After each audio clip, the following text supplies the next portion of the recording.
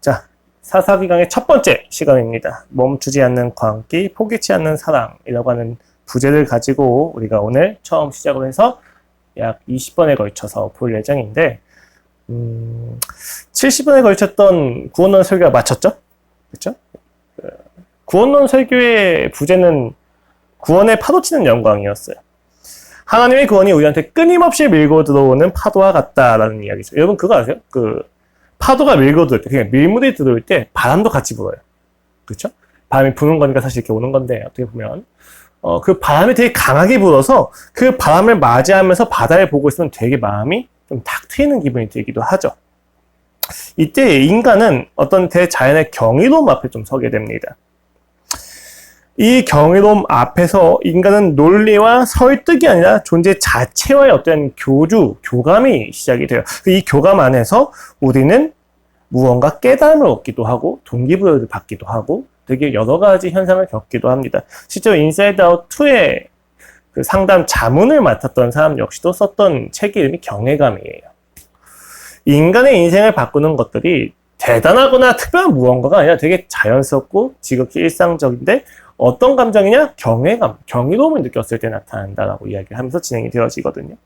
하나님의 구원이 우리한테 그러한 감격과 그러한 사랑과 그러한 위대함을 통해서 경이감을 준다는 거예요. 그러니까 우리는 이 구원의 이야기 앞에서 분명히 무언가 하나님이 더욱더 붙잡게 되고 더욱더 경험하게 되고 더욱더 주님을 알게 되는 어떤 그런 일들이 일어났으면 좋았을 것 같습니다. 일어났을 거예요. 그런데 구원의 이야기가 끝났음에도 불구하고 우리의 삶은 여전히 늦어지지 않는 부분들이 있습니다. 이해한다고 지시고 알게 되었다고 해서 뒤바뀌지 않는 삶 속에서 우리는 이제부터 조금 불편한 주제를 시작할 거예요. 그 조금은 거리껴지는 개념을 좀 마주할 필요가 있습니다. 그 거리껴지는 개념과 불편한 주제가 다 어디에 있냐면 사사기에 있습니다. 그래서 우리 함께 사사기 21장 25절 말씀 시작을 해서 이제 사사기 강의를 함께 보고자 합니다. 오늘 본문 말씀 함께 읽도록 할게요. 시작. 그때 아직 안 내려졌구나. 자, 시작. 그때 이스라엘에 왕이 없으므로 사람이 각기 자기의 소견에 오른 대로 행하였더라. 아멘. 왕이 없으므로 라고 하는 제목으로 우리가 오늘 이 본문 말씀 함께 살펴보고자 합니다. 여러분 저희 구원론 설교하기 이전에 어떤 설교 했었죠? 설교? 성경 강의가 마태복음 했었죠. 마태복음도 왕에 대한 이야기인데 이 마태복음 강의 설교랑 가장 대조적인 성경책이 있다면 바로 사사기예요.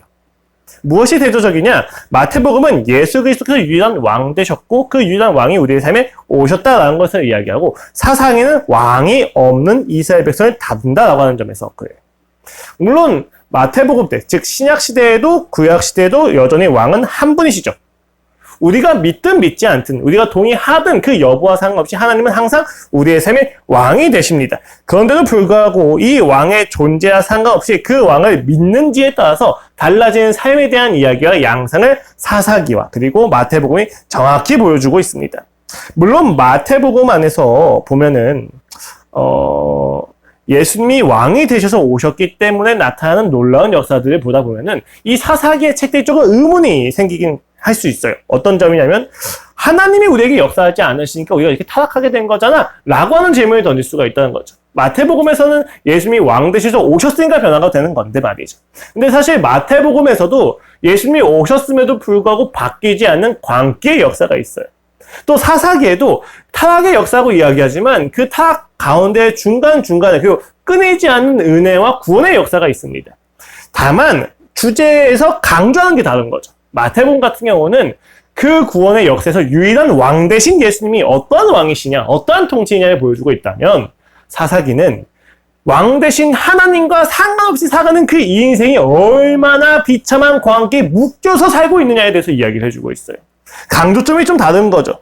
특히 우리는 오늘부터 해서 사사기 강의에서 그 사사기가 던지는 강조와 메시지가 어떠한 것인지 좀 깊이 살펴보고자 합니다. 이걸 깊이 살펴보게 되면 우리는 하나님의 구원을 누리는 것에 더 커지는 그릇을 가질 수가 있게 될 거예요. 근데 강해 설교의 시작이 몇 절이에요? 몇 장 몇 절이죠? 21장 25절. 원래 보통 서론은 몇 장 몇 절입니까? 1장 1절부터 뭐 이렇게 되잖아요? 근데 지금 서론을 강의하는데 1장 1절을 하지 않고 제가 21장 25절 마지막 구절을 가지고 하고 있어요. 본래 서론이라고 하는 것은 이후에 전개되어질 모든 이야기를 집약된 내용이기 때문에 되게 중요한 이야기잖아요. 근데 사실 사사기 1장 1절은 그러한 서론으로서는 조금 부족해요. 여호수아가 죽은 이후에 이렇게 나오게 되거든요. 무슨 이야기냐면 사사기의 서론은 사실상 내러티브이기 때문에 앞에 있는 모세오경과 여호수아에 이어지는 내러티브예요. 그래서 단순히 1장 1절만 가지고는 모든 것을 알 수가 없고 모든 것이 집약되어 있지가 않은 거죠. 오히려 이런 내러티브에서 중요한 건 나레이션의 평가예요. 그래서 나레이션의 평가가 21장 25절 그대로 나와 있습니다. 그것이 무엇입니까? 그때 이스라엘에 왕이 없으므로 사람이 각기 자기의 소견에 옳은 대로 행하였더라. 이것이 지금 사사기의 평가입니다. 리걸식인 거죠, 일종의. 지금 이 사사기를 볼 때 우리가 어떠한 관점을 봐야 되느냐. 이 사사기에 집약되어 있는 핵심 메시지가 무엇이냐고 이야기했었을 때에는 이스라엘에 왕이 없다. 그 왕이 없기 때문에 사람들이 각자 자기 소견에 옳은 대로 살았다. 라고 하는 관점에서 사사기 전체를 풀어야 된다는 거예요. 이것을 넘어갈 수가 없다는 거죠. 사실 여러분 이 말이 되게 무서운 말이에요. 그렇죠?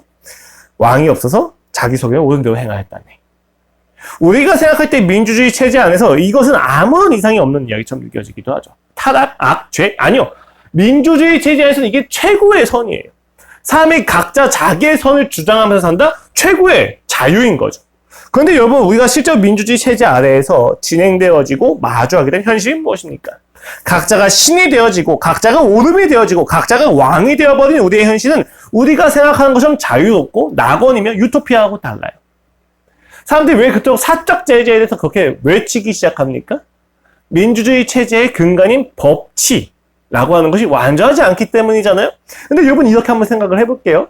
모두가 옳다는 것을 주장하는 사회라면 사적 제재, 그러니까 비질란테라든지 다크나이트라든지 이러한 사람들의 어떤 사적인 처벌이 정당화가 돼야 돼요. 우리 모두가 옳은 거니까. 그렇죠? 그래서 많은 사람들이 거기에 환호를 하게 되죠. 왜냐하면 오늘날 우리가 대한민국에 있는 법에 대한 신뢰가 그만큼 떨어지는 거예요.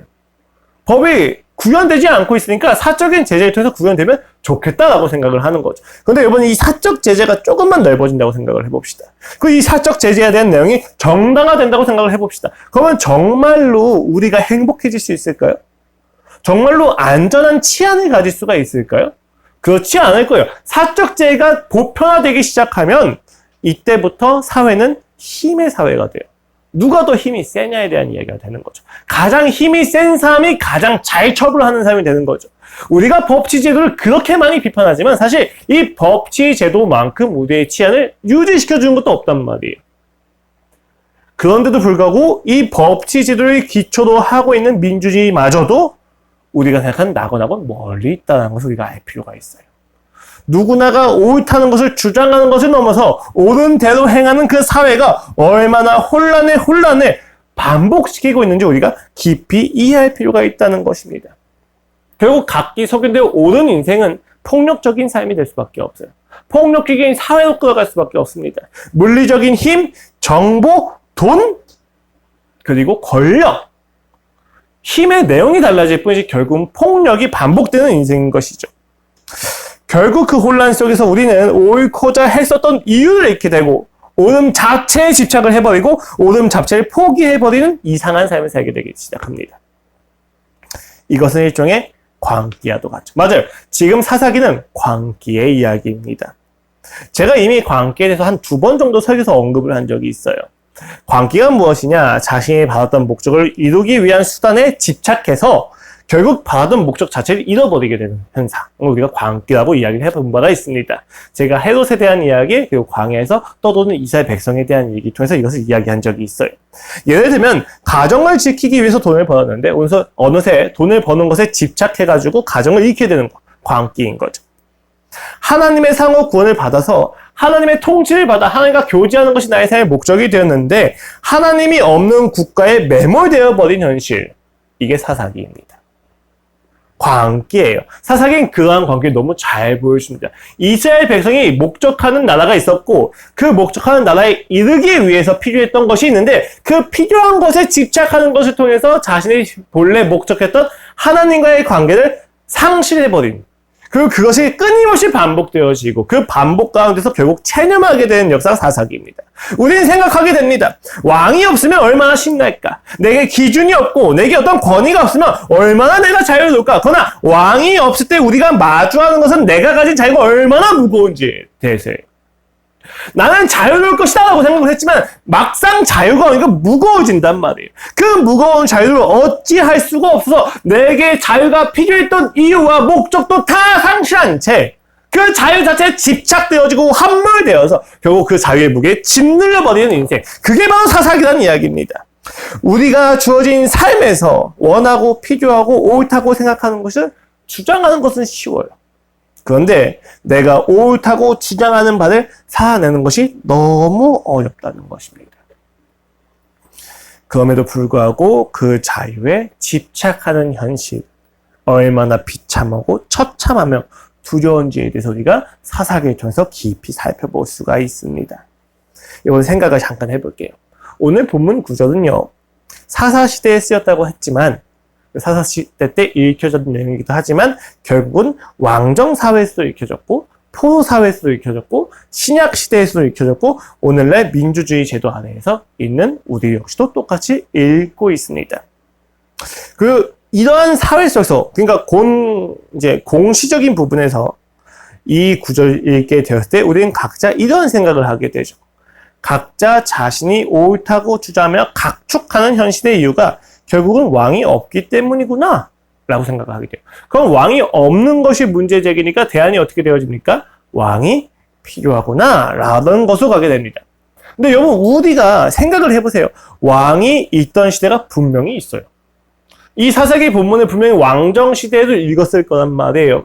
그럼 이 왕정시대에도 이 본문을 읽으면서 동의가 되었을까요? 무언가 문제가 있다는 거죠. 단순히 우리가 생각하는 왕이 있다고 해서 이게 해소가 되지 않는다는 거죠. 그럼 자연스럽게 어떠한 생각을 하게 됩니까? 진짜 왕이 있기 때문에, 진짜 왕을 우리가 간과하고 있기 때문에 우리가 지금 각자 소견대로 옳게 사는 것을 멈출 수가 없구나 라는 생각을 하게 된다는 것입니다. 이러한 내용이 사사기의 구조 전체에 잘 나타나져 있어요. 여기 사사기가 되게 재밌어요. 사사기는 크게 세 가지의 구조가 있어요. 서론, 본론, 결론이에요. 첫째 서론은 1장 1절부터 3장 6절까지 해서 서론이고 3장 7절부터 해서 16장까지가 이제 사사들의 이야기예요. 13명의 사사가 나오는 본론이에요. 그리고 17장 1절부터 21장 25절까지가 결론이죠. 서론에서 어떤 이야기가 나와 있습니까? 이스라엘 백성이 가나안 정복에 실패했다. 그 이유가 무엇이냐? 하나님을 떠났기 때문이다. 우상숭배했기 때문이라고 얘기를 하고 이제 본론에서 13명의 사사 이야기가 쭉 전개되어집니다. 그리고 결론에서 어떤 이야기가 나와져요? 미가가 제사장을 고용한 사건과 레위 지파의 첩사건과 베냐민 지파의 학살 사건이 일어나요. 이스라엘 백성의 종교적, 사회적, 정치적 부패가 결론에서 쭉 내용이 전개된다는 이야기죠. 그러니까 말 그대로 총체적 난국이에요. 이스라엘 백성이 겪고 있는 모든 비극을 사사기에 다 때려 부은 것처럼 난국이 보여지고 있습니다. 그 이유가 무엇입니까? 왜 저자는 이렇게 총체적 난국을 다 보여주고 있는 거예요? 사사기의 저자가 반복한 건 간단해요. 그때는 이스라엘에 왕이 없었으므로. 이게 한 6번 정도 반복이 돼요. 결론 부분에서. 이 어구 자체가. 본문에 우리가 오늘 보는 결론에만 있는 게 아니고 이 어구 자체가 한 6번 정도 반복이 되면서 사사기의 저자가 강조를 하고 있어요. 왕이 없기 때문에 이렇게 총체적인 난국을 겪고 있다. 왕이 없기 때문에 우리가 지금 점진적으로 타락하고 있는 것이다. 라고 이야기를 해주고 있다는 거죠. 여러분, 왕정체제가 없던 당시 시대를 생각을 해봅시다. 물론 1차적으로 이 표현이 왕정체제가 없기 때문에 우리가 이렇게 고통당하는 것이다 라고 해석을 할 수가 있을 거예요. 이게 저자의 의도는 무엇이 되겠습니까? 왕정제도가 필요하다라는 것을 알 것입니다. 실제로 사사기서 이전에 모세 5경에서 신명기를 보면 왕에 대한 규례가 이미 있어요. 신명기 17장인데 이렇게 쓰여져 있습니다. 네가 네 하나님 여호와께서 너에게 주신 땅에 이르러 그 땅을 차지하고 거주할 때 만일 우리도 우리 주위의 모든 민족들 같이 우리 위에 왕을 세워야겠다는 생각이 나거든. 이미 신명기에 이 내용이 있다는 거예요.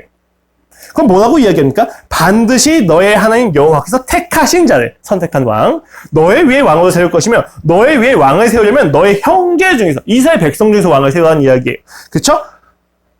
한 사람을 할 것이며 너의 형제가 아닌 타국인을 너의 위에 세우지 말 것이며 그는 병만을 많이 두지 말 것이며 무력을 의지하지 말라는 것이죠. 또 병만을 많이 얻으려고 그 백성을 애굽으로 돌아가게 하지 말 것이니 외교를 통해서 무력을 추구하지 말라는 이야기입니다. 이는 여호와께서 너에게 이르시길 너희가 이후에는 그 길로 다시 돌아가지 말 것이다 하셨음이며 라고 하면서 또 몇 가지 이야기 쭉 되어져 있어요. 일보 다처제도 하지 말고 이런 이야기도 있거든요. 무슨 이야기예요? 왕을 세울 거면 너희가 이러한 규례를 지키는 왕을 세워야 돼 라고 이야기하는 거죠. 그러면 사실 이 부분은 무슨 이야기냐면 사사기가 끝나고 나서 이제 사무엘 당시 이스라엘 백성들이 사무엘한테 왕이 필요합니다라고 했을 때 그냥 자기들 멋대로 하고 싶어서 필요하다고 얘기한 게 아닌 거예요. 신명기의 규례가 있으니까 이 규례들 우리도 왕을 세울 수 있다라고 생각을 한 거죠. 그럼 여러분 여기서 묻는 거예요. 왕정 자체가 문제입니까? 왕정 자체는 문제가 아니죠. 성경은 왕정 자체를 부정하진 않아요. 그쵸? 근데 문제가 뭡니까? 왕정 제도가 시작이 되어도 이스라엘 백성이 겪고 있는 내전과 윤리적 타락과 외세의 침략은 계속 반복이 된다는 거예요. 왕정을 세웠는데도 불구하고 자신들이 이 왕정을 통해서 해결하고자 했던 문제는 해결되지가 않는다는 거죠. 이게 문제인 겁니다. 그것을 무엇이라고 설명합니까? 사사기는 사람이 각기 자기의 속인을 옳은 대로 행하였더라. 왕이 없어서 침략을 당했다거나 경기가 침체되었다는 것을 문제로 여기지 않아요. 사사기는. 사사기가 던진 건 왕이 없어서 그래가 아니에요. 너희가 왕이 없으니까 어떻게 살아? 각자 자기 속에 옳은 대로 살고 있다가 진정한 문제인 거죠. 왕이 없어서 자기가 옳은 대로 마음대로 사는 것을 통하여서 그 모든 죄의 결과를 맞닥뜨리게 되었다는 것이 지적하는 것인데 사사기에 있는 이스라엘 백성은 무엇을 생각합니까? 왕이 없는 게 문제야 라고 생각을 하고 있다는 거예요. 뭐예요? 광기입니다. 실제로 문제를 해결할 방법이 있는데 문제를 해결할 수 없는 방법에 집착을 하는 거예요. 그러다 보니까 우리 인생에 광기가 반복이 되는 거죠. 왕정제도가 구축이 되어도 해결되지가 않는 아이러니와 악순환에 빠지기 시작하는 것입니다. 물론 여러분, 오름 자체를 추구하는 게 문제가 될까요? 오름을 추구하는 건 굉장히 바람직한 태도 중에 하나입니다. 문제는 우리가 추구하는 오름을 내가 이룰 수 있는 실력이 없다는 한계가 문제예요. 이 한계 속에서 우리가 광기를 마주하게 되는 것이죠. 행복과 거룩을 위하여 오름을 추구하는데 내가 오름을 추구할 실력이 없어요. 그 순간 인간은 행복과 거룩하고는 상관이 없이 오름에 집착을 하고 매몰되어 버립니다. 광기에 시달리는 거예요. 예컨대 하나님과 하나가 되기 위해서 혹은 이스라엘 백성 전체가 하나가 되기 위해서 오름이 필요했어요. 기준이 필요하잖아요. 그렇죠? 그런데 내가 이 기준에 집착하면 집착할수록 오히려 분쟁과 분열이 반복이 되는 거예요. 이상하잖아요. 힘으로 오름을 관철시키거나 힘이 없어서 좌절되는 것밖에 남지가 않는 거죠. 심지어는 오름을 관철시켜도 만족이 안 돼요. 사사기가 이것을 정확히 보여줍니다. 사사기 백성들이 결국엔 이 모든 역사를 끝내서 왕정이 필요하다라고 생각을 하게 되잖아요. 왕정이 그들의 안위와 평안을 지켜줄 거다라고 생각을 한단 말이에요. 그런데 왕정이 그들의 평안과 그들의 안위와 그들의 신앙을 지켜주지 못하더라는 것입니다. 정치적으로 자신들이 지켜줄 왕을 찾았지만 그 왕이 그들을 괴롭히기 시작한다는 것입니다. 이게 이스라엘의 광기예요. 우리도 그런 광기가 있죠. 내가 조금만 더 잠을 자면 피곤이 풀릴 거야. 내가 조금만 더 열심히 놀게 되면 내 기분이 좋아질 거야. 내가 스마트폰을 조금만 더 붙잡고 있으면 내가 기분이 나아지고 내가 좀 더 나은 동기부여를 할 수 있을 거라고 생각하지만 내가 잠을 자면 잘수록 내가 스마트폰을 보면 볼수록 내가 놀면 놀수록 나의 인생이 망가지기 시작해요. 더 나아가기 위해서 잠깐 쉬는 거고 더 나아가기 위해서 잠깐 노는 건데 노는 것 자체, 쉬는 것 자체 함몰되어버린 인생이 있단 말이에요. 우리의 광기입니다. 그렇다면 여러분 우리가 이 사사기를 통해서 이 구절을 읽을 때마다 무슨 생각을 하게 됩니까? 이 인간의 방법과 수단만 가지고는 행복할 수가 없구나. 인간의 방법과 수단만 가지고는 신앙을 바르게 살아낼 힘이 있을 수가 없구나. 주장한다고 해서 주장대로 살 수 없는 실존과 한계를 마주하게 되는 거죠. 그때 우리는 왕정이 필요한 게 아니라 왕이 필요하다. 내게 오름을 관철시킬 힘이 필요한 것이 아니라 오르신 하나님이 필요하신 거구나 깨닫게 된다는 것입니다. 그래서 실제로 사무엘서에서 백성들이 왕을 요구할 때 하나님이 사무엘한테 뭐라고 이야기하십니까? 여호와께서 사무엘에게 이르시되 백성이 너에게 한 말을 다 들으라. 이는 그들이 너를 버림이 아니오 나를 버려 자기들의 왕이 되지 못하게 함이니라. 왕을 달라고 했는데 하나님이 뭐라고 얘기하세요? 이스라엘 백성이 나를 버렸다. 나를 왕이 되지 못하게 하는구나 하고 이야기를 하세요. 무슨 이야기예요? 이스라엘 백성에게 필요한 건 왕이라는 사실이에요. 왕정제도의 왕이 아니라 하나님의 왕 대신이 필요하다는 거죠. 왕정제도 자체가 문제가 아닙니다. 다시 말씀드립니다. 왕정제도를 통해서 이들이 하나님으로부터 떠나려 한다는 것이 문제예요. 실제 아까 봤었던 신명기 그 규례를 보면 왕의 규례들이 있죠. 왕이 어떤 사람들이 되어야 되느냐? 하나님 선택하신 사람 되어야 되고, 형제들 중에서 되어야 되고, 병만을 많이 가지면 안 되고, 한 여자만 사랑해야 되고, 이런 규례들이 있단 말이에요. 이게 다 뭐예요? 이 왕이 하나님을 대리하는 사람으로서의 충분한 상징성을 가져야 된다는 얘기예요. 그럼 이 왕이 있는 것을 통해서 이스라엘 백성 더욱더 하나님과 관계를 하는 것이 이 왕의 목적이에요. 그런데 이스라엘 백성 왕을 세워서 하나님과 상관없이 살려고 한다는 것입니다. 이게 진짜 문제가 된다는 거죠. 결국 문제의 본질은 하나님이 왕이 되지 않는 하나님의 통치를 거부하는 이스라엘 백성의 죄성에 있어요. 우리의 인생에 있습니다. 그럼 여러분, 이러한 광기의 결과가 어떻게 나타나는가? 이게 바로 사사기의 본론의 내용이에요. 여러분, 사사기 3장부터 16장까지는 13명의 사사 이야기가 쭉 되어져 있습니다. 이야기가 되어져 있어요. 오름에 매몰된 광기의 결과가 무엇인지 잘 이야기해줘요. 13명의 사사 중에서는 두 가지 부류가 있죠. 첫 번째 대사사, 두 번째 소사사라고 이야기를 해요. 소사사의 이름을 잠깐 말씀을 드릴까요? 삼갈, 그리고 돌라, 야일, 입산, 엘론, 압돈. 여러분, 자, 이 사사들의 이야기를 들으면 무슨 일을 했는지 기억이 나십니까?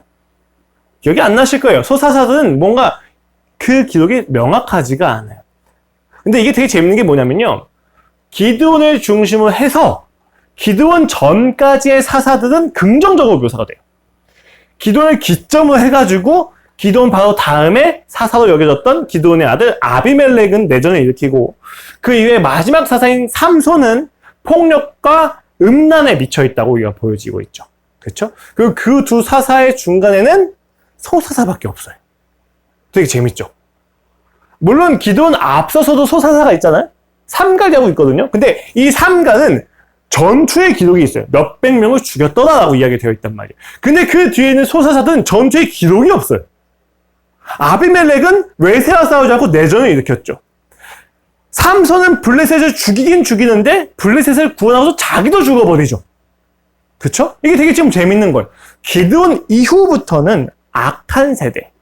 어떤 세대인가? 전쟁을 멈춘 세대의 이야기가 되어져요. 되게 재밌어요, 여러분. 삼손은 블레셋을 이겼잖아요? 근데 블레셋과 이스라엘 백성이 전체가 싸웠을까요? 삼손이 이스라엘 백성을 구원할 때 혼자 싸워요, 항상. 되게 웃겨요. 그래서 사실 삼손은 이스라엘 백성으로부터 배척을 당해요. 삼손이 처음에 초반기에 이스라엘 백성을 막 구원한다고 이제 어떤 여자하고 막 결혼 막 하잖아요. 그렇죠? 그래서 막 블레셋 사람들이 막 들어온단 말이에요. 막 침략을 한단 말이에요. 그래서 블레셋 사람들이 이젠 진짜 안 되겠다 해서 막 군사를 벌여서 막 유다에 진쳐요. 그때 유다 사람 600명인가? 6,000명이 삼손을 붙잡아다가 블레셋에 바쳐요. 삼손의 구원 역사는 하나님이 사사인 삼손을 통해서 이스라엘을 구원할 때는 이스라엘 백성과 상관없이 구원하세요. 삼손 하나를 통해서 구원하시는 거예요. 이게 좀 웃긴 거거든요, 사실. 그래서 삼손이 이겨도 이스라엘 백성이 그렇게 기뻐하지 않아. 심지어 삼손 때는 어떤 이야기가 있냐면 여러분 앞에서 잘 보세요. 사사기의 패턴이 어때요? 타락, 심판, 구원이잖아요. 그럼 타락하고 심판하면 항상 하는 말이 뭐예요? 이스라엘 백성이 여호와께 부르짖었더라. 이 얘기가 나와야 돼요. 근데 삼손 때에 가면은 이스라엘 백성이 여호와께 부르짖었을까요? 부르짖지 않아요. 이들이 40년 동안 블레셋 치하에 있으면서 블레셋과 이미 동화가 돼버린 현실을 보여줘요. 무슨 이야기를 하고 싶냐? 이 사사들의 인생 이야기가 무엇을 이야기해 주느냐? 전쟁이 점점 멈추고 있는 점진적인 타락과 죄악의 이야기를 보여주고 있어요. 싸우기를 멈춘 시대의 이야기예요.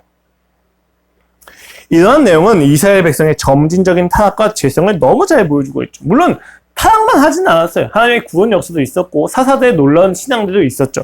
그럼에도 불구하고 여러분, 우리가 여기서 분명히 파악할 것은 무엇이냐면요. 이스라엘 백성의 광기가 어떠한 결과를 가져오느냐? 이 사사들의 이야기를 쭉 보면서 우리가 알 수 있는 것은 이스라엘 백성이 결국 피하 식별을 못하게 되었다는 거예요. 첫 번째는 세 가지로 확인이 되어지거든요. 첫 번째는요. 적이 누군지 아는데 싸움을 멈춰요. 외세가 자신의 적이고 가나안 원주민들이 죽여야 될 적인 걸 알아요. 근데 싸움을 하지 않습니다. 왜 그래요? 철병거가 있었거든요. 1장과 3장의 내용은 그 얘기를 다루고 있어요. 왜 이들이 멈추느냐? 철병거가 있었기 때문이다. 철병가 있었기 때문에 멈춘 게 아니라 사실은 하나님 믿지 않았기 때문에 멈춘 것이다 라고 이야기해요. 그들이 싸우기를 멈추기 시작합니다. 두 번째는요, 적이 누군지 잊고 그 적과 동화가 되어버립니다. 아까 말씀드렸듯이 여호와께 부르짖기를 포기해요. 삼손만 그런 게 아니에요. 다른 사사들을 부르짖었더라고 하는 그 고백이 없어져요. 이거 되게 중요한 이야기거든요. 출애굽 때에도 노예 기간 때 그들이 그 고통 속에서 여호와를 부르짖었잖아요. 근데 그 신앙이 없어져요. 그들이 가나안 족속과 그냥 동화가 되어버리는 것입니다. 그리고 세 번째는 결국에 내부 분열이 일어납니다. 기드온의 자녀인 아비멜렉이 사사서 한 일은 내부 분열과 내부 정쟁이에요. 그리고 삼손 이후의 결론에서 나타나는 이야기가 다 무엇입니까? 이스라엘 백성 내에서 서로 싸우고 있는 현실 속이죠. 피와 식별을 잊게 되니까 싸우기를 멈추고 싸우는 걸 멈추기 시작하니까 우리가 동화되어지기 시작하니까 우리가 결국은 서로 싸우기 시작합니다. 서로 싸우는 게 되게 무서운 이야기예요. 지켜야만 하는 사람을 죽이기 시작했다는 거예요. 내가 사랑해야만 하는 사람을 미워하기 시작했다는 거예요. 내가 품어줘야 되만 하는 나 자신을 품어주지 않기 시작했다는 거예요. 신앙에서 우리가 싸울 적을 놓치는 그 순간부터 이러한 일들이 일어나기 시작해요. 하나님만이 나의 왕이시다는 것을 놓치기 시작하면 우리는 나의 삶을 유지하고 지키기 위한 왕을 찾기 시작합니다. 그리고 잘못된 왕을 선택하는 순간부터 피하식을 잃게 되고 싸움을 멈추고 그들과 동화되어서 결국 나 자신을 죽이는 광기가 반복이 된다는 거예요. 사사기가 이걸 너무 잘 보여주고 있어요. 사사기가 이렇게 하나님을 떠나 스스로 왕삼은 이제 광기를 적나라하게 보여주면 보여줄수록 우리는 무엇을 느끼게 됩니까? 우리가 진짜 왕이 필요하구나를 느끼게 됩니다. 우리에게 필요한 것은 왕정이 아니라 왕이구나. 여러분 생각을 해보세요. 왕정이 대변하는 우리의 방법과 수단은 무엇입니까? 제도와 시스템과 노력과 열심과 무력과 돈 등이 우리의 모든 왕정을 표현해주고 있죠. 근데 여러분 잘 생각을 해보세요. 열왕기서를 보면요. 이스라엘 백성의 황금기, 제2의 황금기 구가했던 왕의 이름이 있어요. 무엇입니까? 여로보암 2세예요. 그리고 성경은요. 악한 모든 왕에 대한 평가를 어떻게 이야기합니까? 그가 여호와의 눈앞에 악을 행하고 여로보암의 길을 따르더라고 이야기해요. 여로보암 2세 때 국토의 전체를 회복을 했어요. 초기에. 원래 약속됐던 그 땅을. 그리고 굉장히 경제적으로 융성하게 되었단 말이에요. 가장 최고의 왕정제도, 가장 최고의 왕, 가장 오래 살았던, 가장 오랫동안 통치했던 왕이 여로보암 2세예요. 근데 성경은 그 여로보암 2세를 타락했다, 악하다고 평가합니다. 왜 그렇습니까? 그가 세운 그 모든 전성기의 배후에는 그가 모세 오경에 있었던 하나님의 율법을 모두 어기는 것이 깔려있기 때문이에요. 그가 그 경제를 융성하게 하기 위해서 과부와 고아를 착취하기 시작합니다. 그가 그 영토를 회복하기 위해서 하나님이 아니라 병만을 취하기 시작합니다. 왕이 되어서는 안 되는 사람이 왕이 되어져 버리는 거예요. 그리고 그가 악한 왕으로서 경제를 회복시킵니다. 문제는 뭐예요? 이 여로보암 2세가 황금기를 열었지만 그 제2의 황금기가 도리어 이스라엘 백성을 괴롭히고 있었다는 거예요. 그들이 막 기뻐서 춤추고 하고 있었던 것도 있었죠. 분명히. 우상에게 취해서. 그러나 그 우상에 취해서 먹고 즐기는 것이 오래가지 못합니다. 바로 아스와 바벨론이 이어지기 시작해요. 여로보암 2세 때 절정기를 찍었고 여로보암 2세 때 그 정점을 찍고 타락하기 시작해요. 무너지기 시작해요. 왜 그런지 아세요? 병마에 취하기 위해서 외교를 시작했기 때문에 그 외교가 꼬이기 시작했고 그가 그 병마에 취해서 착취를 했기 때문에 내정에 있는 민심이 꺾이기 시작했어요. 그 당시엔 괜찮아 보이는데 그 당시가 지나면 이미 파멸이 약속되어져 있는 정치였던 거예요. 이게 우리의 인생과도 같아요. 왕을 잘못 선택한 인생들. 그 순간은 나를 행복하게 해주고 그 순간은 나를 잘나게 해주는 것처럼 여겨지는데 그 순간만 지나면 파멸이 시작되는 역사예요. 하나님이 기분이 나빠서 심판하셨다? 아니요. 그들이 심판을 선택하기 시작한 겁니다. 여로보암 2세와 많은 악인들의 잘못된 선택이 무엇입니까? 그들의 선택이 결국은 스스로를 파멸시키는 선택으로 나아가고 있다는 거예요. 하나님의 질서에서 벗어난 인생을 살고 있단 말이죠. 그렇기 때문에 우리에게 더더욱 필요한 것이 무엇입니까? 왕정이 아니라 왕입니다. 힘으로 짓누르는 폭력과 힘이 아니라 진정한 왕이 필요합니다. 사사기는 이것을 보여주고 있는 거예요. 이 광기의 역사 속에서 우리한테 진짜 필요한 왕이 누구냐? 이스라엘 백성은 그 무력과 용기와 전략과 지혜로 이스라엘을 다양하게 외에서도 구원하는 사사들을 만났어요. 사사들의 권위가 보통 권위였습니까? 사사들의 재치와 용기가 보통 용기와 재치였습니까?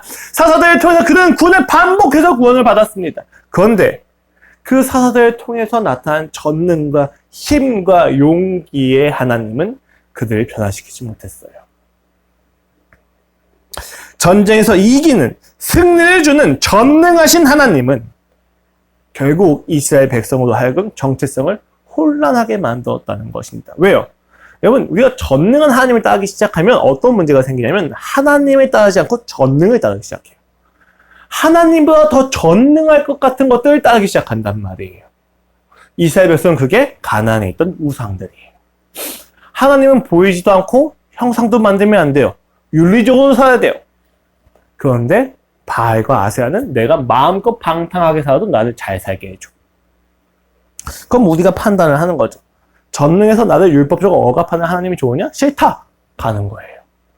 그들이 동화될 수밖에 없는 현실이죠. 사사들이 그렇게 나타나서 하나님의 구원을 하시는 것에도 불구하고 이스라엘 백성은 그 죄성을 더더욱 드러내 보여주고 있다는 것이 우리한테 충격인 것입니다. 더 전능해 보이는 무언가가 있다면, 더 자신에게 이득이 될 힘과 논리가 있다면 얼마든지 내가 하나님을 버릴 준비가 되는 게 지금 사사시대의 이스라엘 백성이에요. 그런데 사사기에서 묘사하고 있는 왕은 말이죠. 어떤 왕입니까? 그럼에도 포기하지 않는 하나님입니다. 사사기에서 왕이 없으면 자기의 소견대로 옳게 살았더라라고 이야기하면서 우리에게 진짜 필요한 왕이 있어라고 이야기했을 때 그 진짜 필요한 왕의 내용이 무엇입니까? 그 왕이 누구입니까? 그 무수히 많은 박해와 핍박과 조롱과 멸시와 비아냥에도 이스라엘 백성을 포기하지 않고 부르짖을 때마다 구원하시는 하나님, 부르짖지 않아도 구원하시는 그 하나님이 그들에게 필요했다는 거예요. 그것이 어디서 나타나는 거예요? 마태복음에서 나타나는 거예요. 정치를 포기했지만 그 마태복음에 나타난 교회를 구원하신 하나님인 거예요. 그들의 문제를 해결해 주지는 않았지만 그들이 가지고 있는 영원한 사망의 문제를 해결해 주신 예수 그리스도의 왕권이 우리에게 필요하다는 것을 사사기를 통해서 그대로 나타나는 거예요. 이스라엘 백성이 부르짖지 않아도 개입하시고 나시린이 삼손이 나시린의 정체성을 포기했을 때에도 결국 그 머리를 다시 자라게 하시니까 하나님이란 말이에요. 사사기는요, 그 광기의 역사를 쭉 보여주면서 그 광기의 역사 속에서 포기하지 않고 우리를 붙잡고 계신 하나님의 사랑을 이야기해주고 있습니다. 우리에게 진정으로 필요한 왕이 누구냐? 전능한 왕이 아니라 그 전능을 가지고 나를 사랑하시는 왕이 필요하다. 그 전능을 가지고 전능을 포기하시면서까지 나를 붙잡고 계신 하나님이 필요하다. 그래서 사사시대 이후에 어떠한 책이 나오게 됩니까? 룻기가 나오는 거예요. 룻기를 통해서 그 광기의 역사 속에서 하나님이 포기하지 않으셨다는 것을 너무 잘 보여주고 있는 거예요. 우리가 사사기를 읽으면 두 가지를 봐야 됩니다. 첫 번째는 광기예요. 인간이 얼마나 광기에 미쳐 있는지, 내가 얼마나 광기에 휩싸여 있는지, 내가 얼마나 비참한 죄인지 보게 됩니다. 그 동시에 그 비참한 죄 속에서 나를 포기하지 않으시는 하나님의 놀라운 붙잡으심을 우리가 볼 수가 있어요. 그게 사사기의 메시지입니다. 전능함을 가지고 사랑을 살아내신 하나님 내게 필요합니다. 마태복음에서 선포했던 바로 그 왕이 우리에게 필요합니다. 세상의 질서대로 우리를 살리지 않으시고 하나님의 질서로 우리를 살리시는 그 왕이 내게 필요합니다. 라고 하는 갈망이 사사기 속에서 품어져야 되는 것입니다. 말씀을 정리할게요, 여러분. 여러분 지금 무엇과 싸우고 계십니까?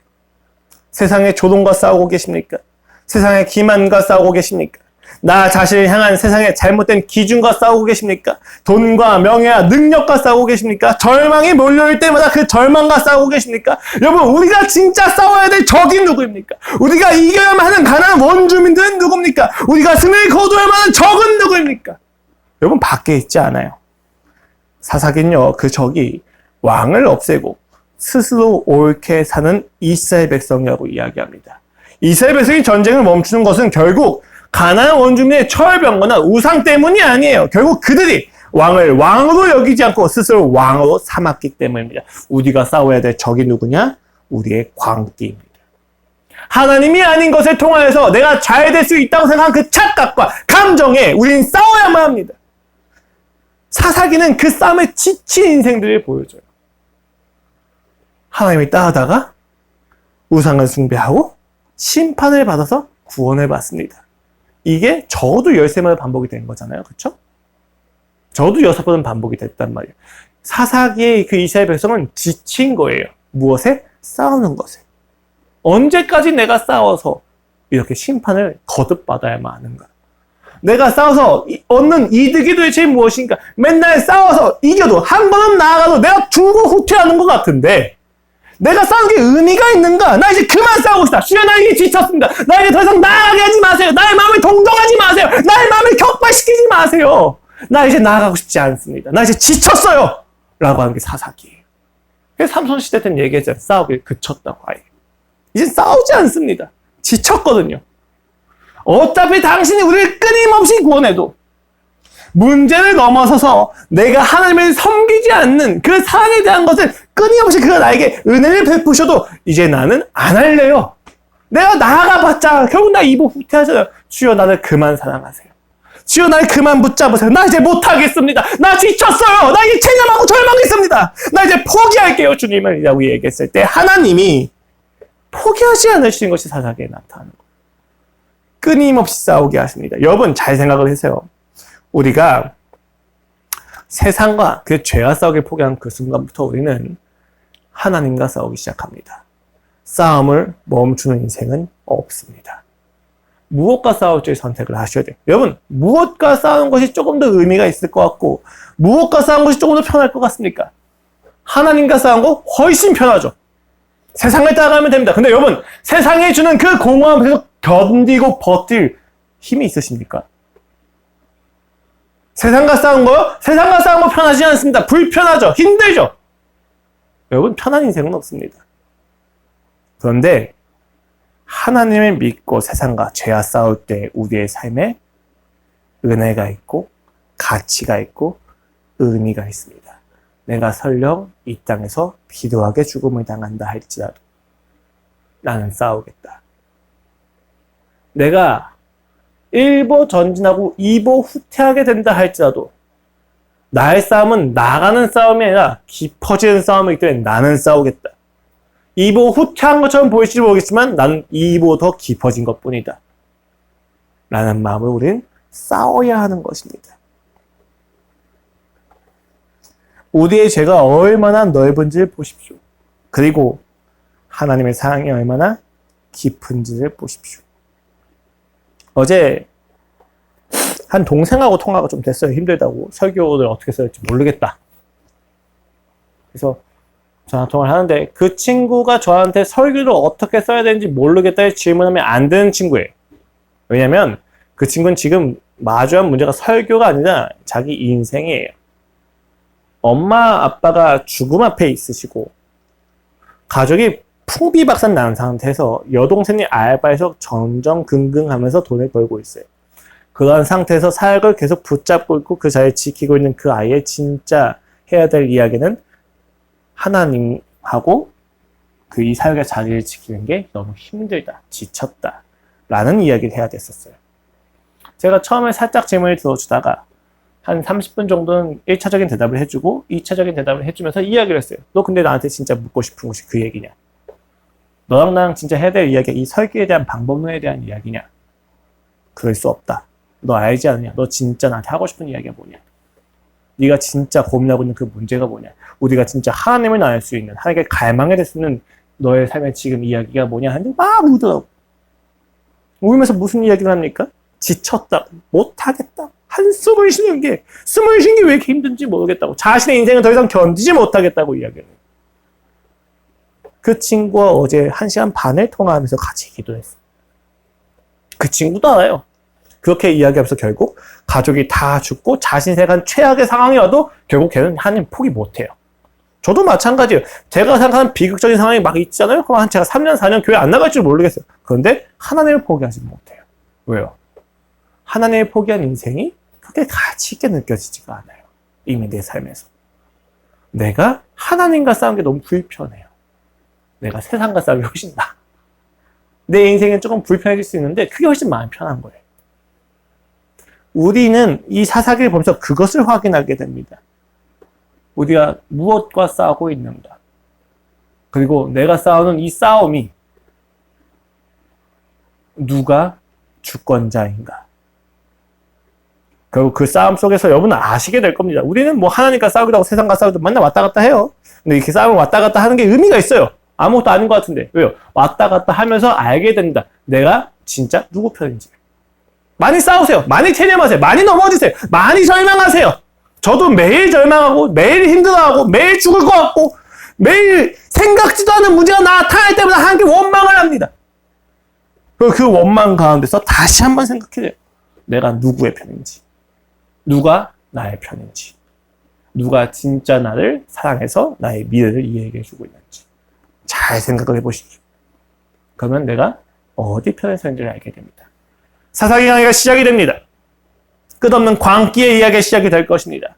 그리고 기대하십시오. 멈추지 않는 하나님의 사랑도 이야기가 되어질 것입니다. 사사기 강의에 통하여서 하나님을 향한 갈망이 더 쌓여지기를.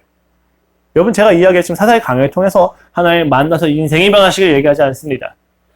제가 지금 목적하는 단 한 가지는 사사기 강의를 통해서 우리 안에 간절함과 갈망이 더해지는 겁니다. 굉장히 불편하고 굉장히 힘든 여정이 되겠지만 그 갈망이 쌓여진 끝에서 반드시 우리는 예수님을 만날 것입니다. 세상과는 다른 나를 다 아시고 나를 진짜 사랑하시는 예수님, 그 왕을 만나게 될 것입니다. 간절해지기를, 갈망이 쌓이기를 두려워하지 마십시오. 많이 넘어지시고 많이 절망해 봅시다. 끝에선 반드시 이길 것입니다. 기도하시겠습니다. 하나님 아버지 감사합니다. 우리의 삶이 얼마나 공공하고 필요한지 아버지 참 말도 못합니다. 매일매일이 힘겹고 숨을 쉬는 것이 왜 그토록 걸리는지, 기침이 나올 때마다 목이 아프고 식도가 불타는 듯한 경험 속에서 체념하게 됩니다. 그럼에도 불구하고 주님, 포기를 못하는 이유가 도대체 무엇입니까? 모든 걸 놔버렸다고 생각하는 그 시점에도 결국은 다시 하나님 앞으로 어기적 걸어갑니다. 아버지, 이 악순환과 반복 속에서 무의미함이 아니라 쌓여지는 사랑을 보게 하여 주시옵소서. 그리하여 나아가게 하여 주시옵소서. 깊어지게 하여 주시옵소서. 그리고 반드시 마지막 날에 예수님을 만나 찬양할 것입니다. 예수 그리스도의 이름으로 기도드렸습니다. 아멘.